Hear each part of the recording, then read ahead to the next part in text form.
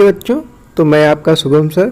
और पिछली क्लास में मैंने आपको रानी की डायरी के बारे में बताया था कि रानी की जो उसने पूरी एक डायरी को बनाया है, जो अपनी सिस्टर मुनिया ने किस तरह से ग्रोथ की है उसके बारे में।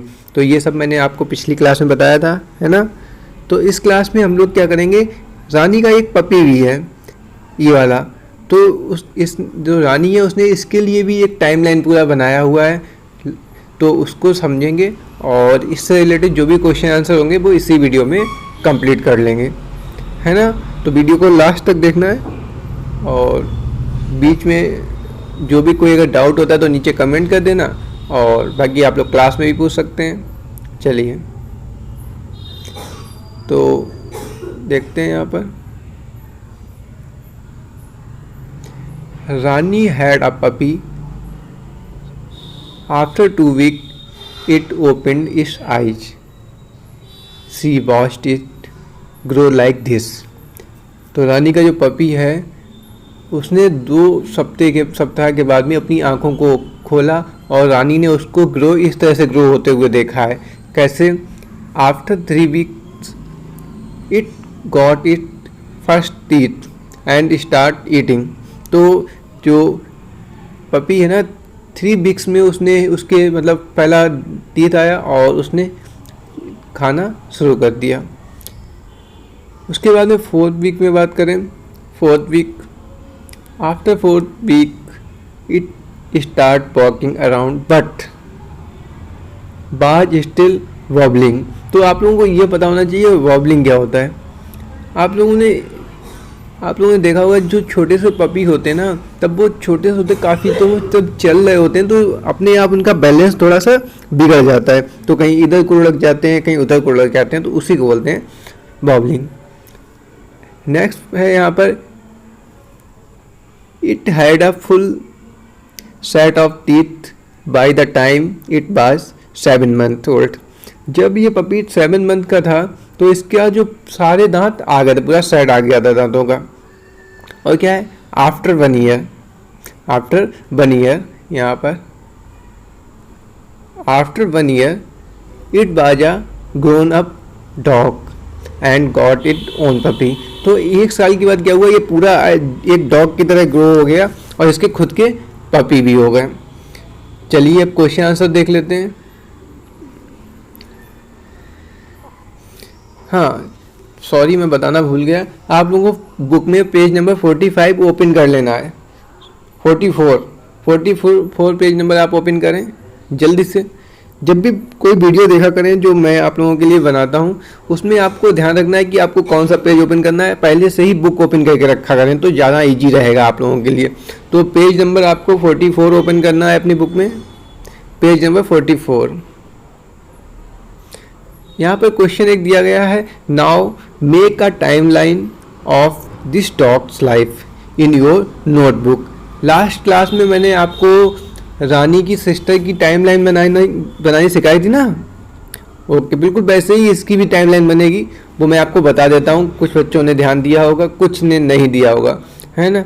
तो कुछ भी नहीं करना है, जितना टाइम में उसने जो स्टार्ट किया, जैसे 2 week में उसने आईज ओपन की, 3 week में स्टार्ट ईटिंग किया, 4 week में चलना शुरू किया वॉकिंग, और 7 week में उसके सारे दांत आ गए। तो इसको टाइम के साथ में क्या क्या हुआ उसको लिखना ही बोलते हैं हम लोग, क्या, टाइमलाइन।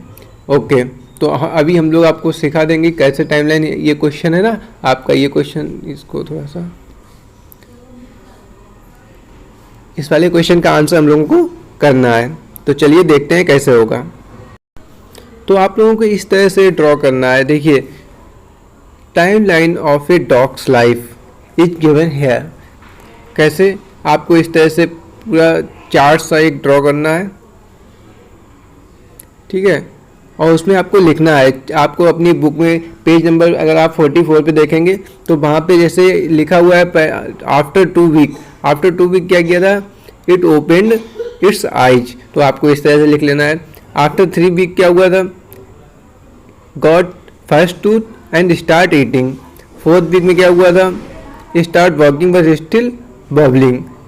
7th month में क्या हुआ था, got full set of teeth. और 1 year में क्या हुआ था, फुल ग्रोन। पूरी तरह से डॉग बन गया और इसके खुद के पपी हो गए थे। तो इस तरह से आपको बनाना है। तो इसका पहले वाले क्वेश्चन का आंसर आपका यही हो जाएगा। तो आप लोग चाहें तो वीडियो को यहीं पर रोक लें और इसको आप लोग अपनी नोटबुक में बना लें, ठीक है। अब हम लोग चलेंगे नेक्स्ट क्वेश्चन पर। नेक्स्ट क्वेश्चन क्या है, note the difference between Muniya and Rani's puppy. जो मुनिया और रानी है, मतलब मुनिया है और रानी का जो पपी है, रानी की सिस्टर मुनिया है और जो उसका पपी है उसका जो उसमें जो डिफरेंस है उसको हम लोगों को बताना है। तो इसको कैसे करेंगे, यहाँ पर हम लोग देखेंगे difference between Muniya and Rani's puppy.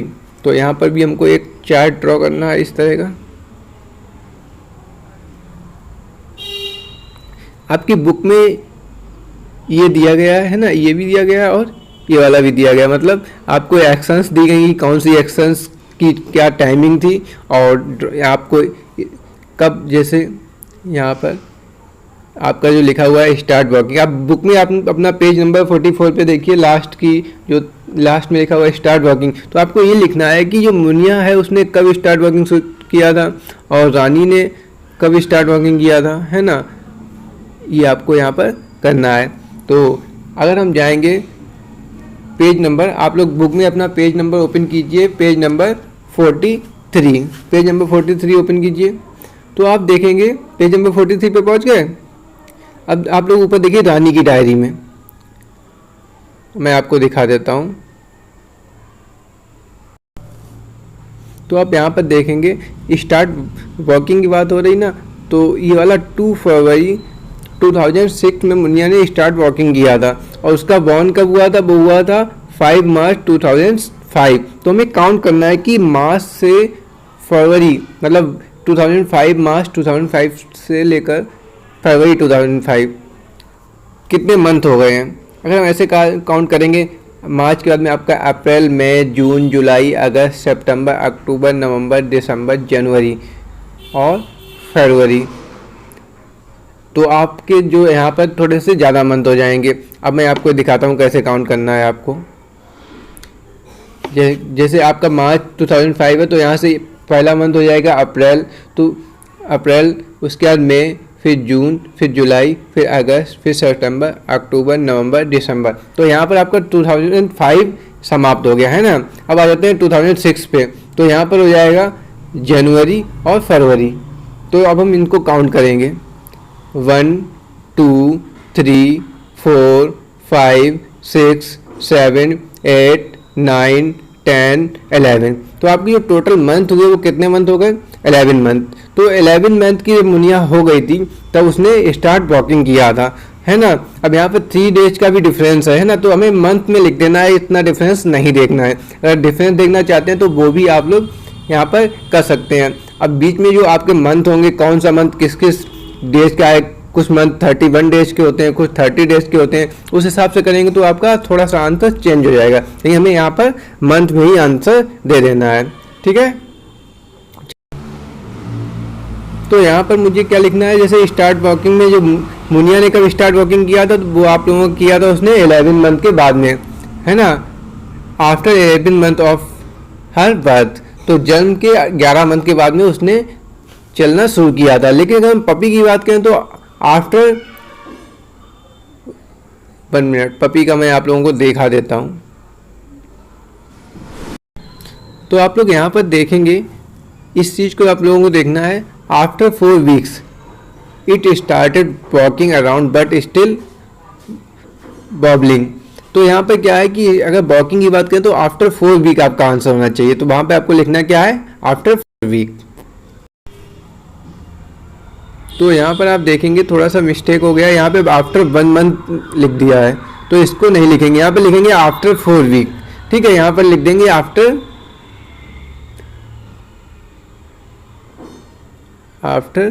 4 weeks, ठीक है। आपको यहाँ पर लिख देना है जहाँ पर रानी के पपी की बात हो रही है, ठीक है। कोई डाउट नहीं, इतनी छोटी सी बात है, काफ़ी आसानी से आप लोग कर सकते हैं।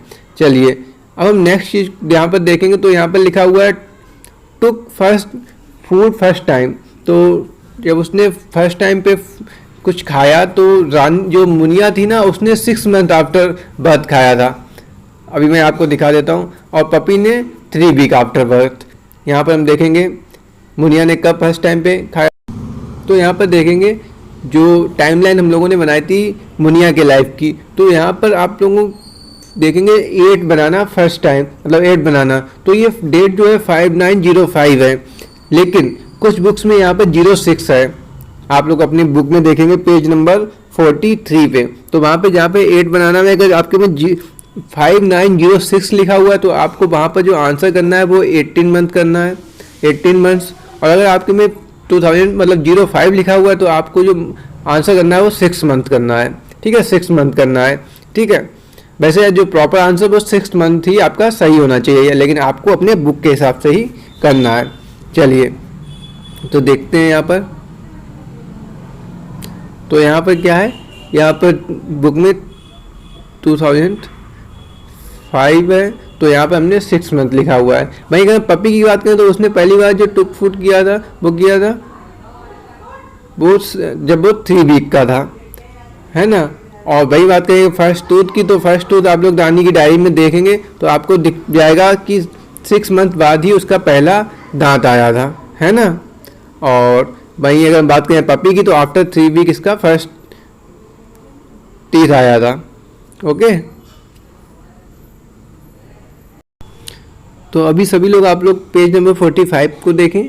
पेज नंबर 45 सबसे टॉप में आपको जो क्वेश्चन दिया गया है, do all animal grow at the same speed. यहाँ पे पूछा गया जो भी एनिमल है वो क्या एक ही स्पीड में ग्रो करते हैं, बड़े होते हैं, तो नहीं, इसका आंसर हो जाएगा no, all animal do not grow at the same speed, ठीक है। सभी की जो ग्रोथ की स्पीड होती है वो डिफरेंस होती है।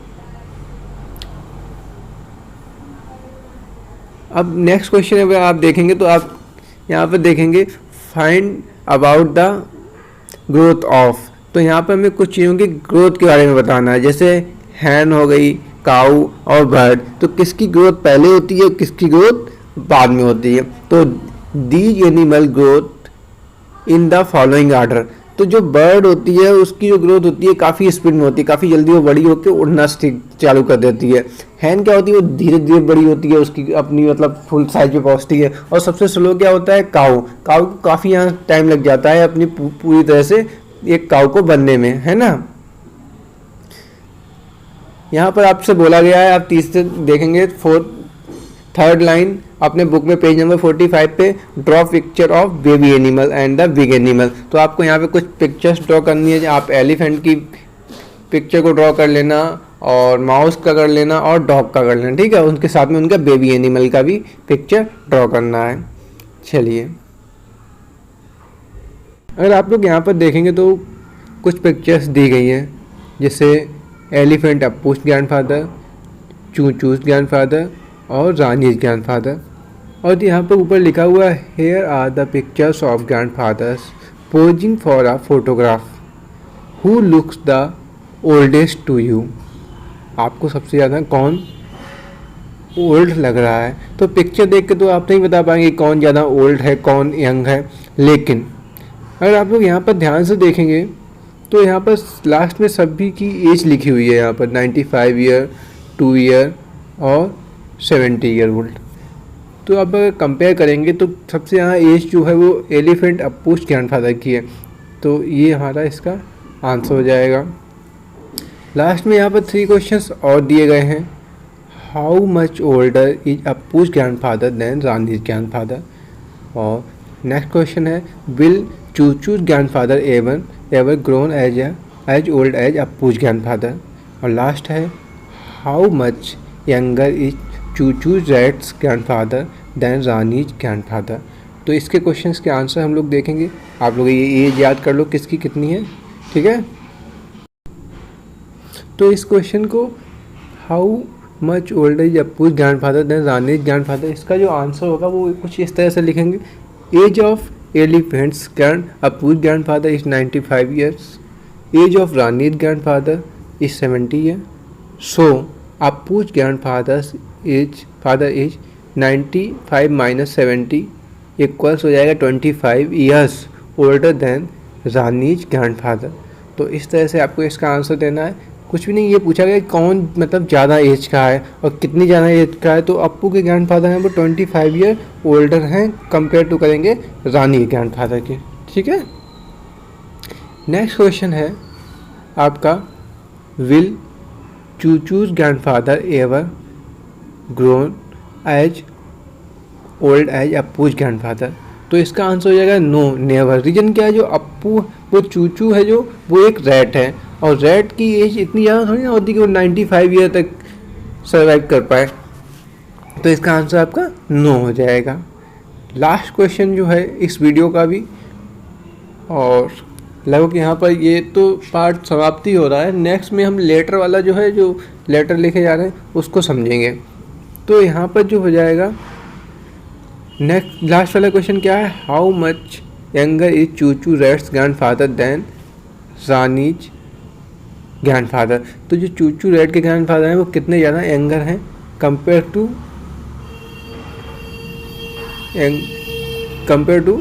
रानी ग्रैंडफादर। तो age of Rani grandfather is 70 year. आप लोग अपने पेज नंबर 45 पर देखिए, जो रानी के ग्रैंडफादर हैं उनकी एज 70 ईयर दी गई है और एज ऑफ रेड जो हमारा है चूचू, उसके ग्रैंडफादर की एज 2 ईयर दी गई है।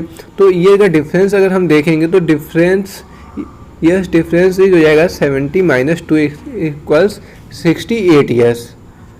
ठीक है, तो उम्मीद करते हैं आपको ये वाला क्लास भी काफ़ी ज़्यादा पसंद आई होगी। अगर कोई डाउट रहते हैं तो नीचे कमेंट कर देना और बता देना। बाकी तो हम लोग मिलेंगे बहुत जल्द, तो वहाँ पर डिस्कस करेंगे। तो यहाँ पर वीडियो को लाइक कर देना अगर पसंद आया हो, और नीचे सब्सक्राइब की बटन है, अगर आप उससे चाहें तो क्लिक कर सकते हैं। उससे क्या होगा, तो वीडियो अपलोड करते ही आपको नोटिफिकेशन मिल जाएगा। आपके ग्रुप में मुझे वीडियो अपलोड मतलब उसकी लिंक देने की ज़रूरत नहीं पड़ेगी। ठीक है, तो सब्सक्राइब कर लेना। अगर मिलते हैं अगली क्लास में, तब तक के लिए बाय बाय।